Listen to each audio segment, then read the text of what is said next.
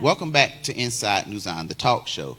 Our guest for today, guess what? She was born in Madrid, Spain. That is a first for me. And she was raised in Columbia, South Carolina. She is a licensed practical nurse, LPN, for 12 years. She's currently working at the VA at the South Charlotte Healthcare Center. She's also a retired E7 Master Sergeant from the United States Air Force Reserve after serving 24 years in 2012.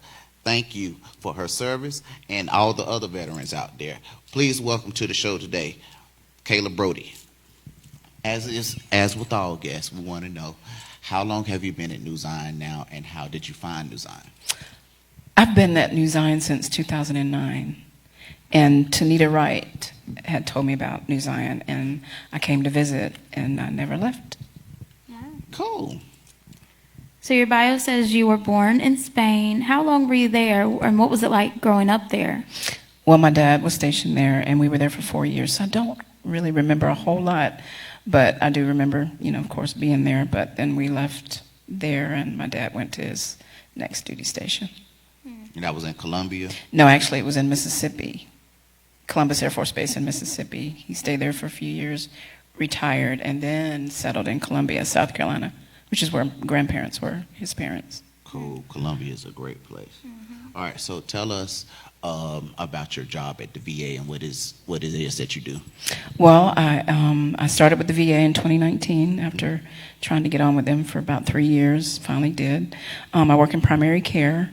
I'm one of the primary care clinicians or nurses, and I work directly with the patient when they come in to see the provider to get information from them as to why they're there.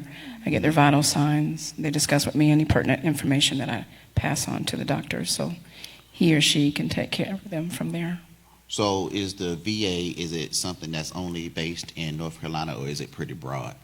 The VA? Yeah. Oh, there's VA everywhere. We have 3 clinics in Charlotte. What do you generally take care of?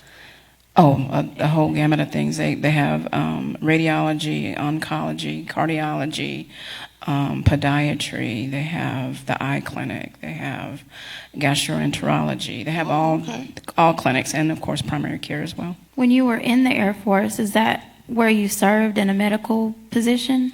No, I was actually totally different career field in the Air Force. I was in personnel. I worked for a flying squadron that takes cargo to and from and going overseas and back, stuff like that. Yeah. And how was your time there? Well, I started out in San Antonio in Texas. My first duty station was in Ohio at Wright-Patterson Air Force Base in Dayton.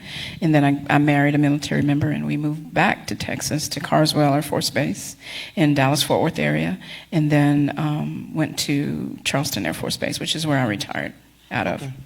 Okay. If I'm not mistaken. So when you went, was there a choice of the station, or that's just where they sent you?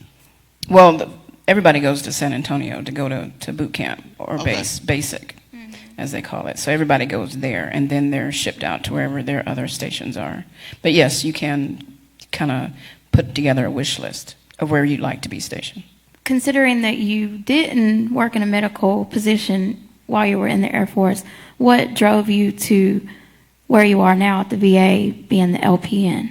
Well, when I was pregnant with twins, and the nurses that took care of me, because I had different issues with, having multiples, the nurses that took care of me, they kind of inspired me to become a nurse. It just took me a while. Like, when you hear people say, that door's going to be open, that the Lord will open that door. Right. It was open, and of course I took the opportunity. We also know that most recently, me and you, last year, matter of fact, this time last year we was going through training to become deacons, and we became ordained in October 6, 2022.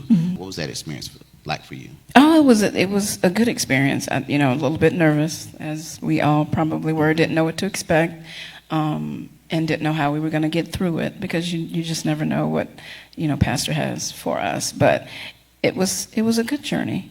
I really enjoyed it. I got to know you and the other 3 brothers that were in with us, but I enjoyed it. There were a lot of things that we learned that we did not know, and going forward, we're still learning. what can somebody expect when they come into the VA? Like, Well, usually when they come, of course, they have an appointment already set.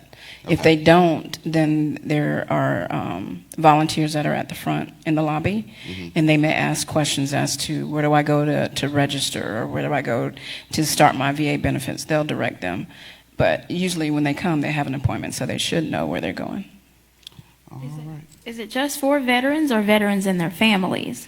No, just for veterans. Usually, well, during COVID, when they were starting the COVID vaccines, the spouses could get the COVID vaccines there as well. But, of course, now that COVID's kind of slowed down, they don't offer that opportunity anymore. Thank you, my sister, for coming to the show You're today. welcome. It's been a Thank you. pleasure. Everyone, Miss Kayla Broadie, we thank y'all for tuning in today, and we'll see you next time.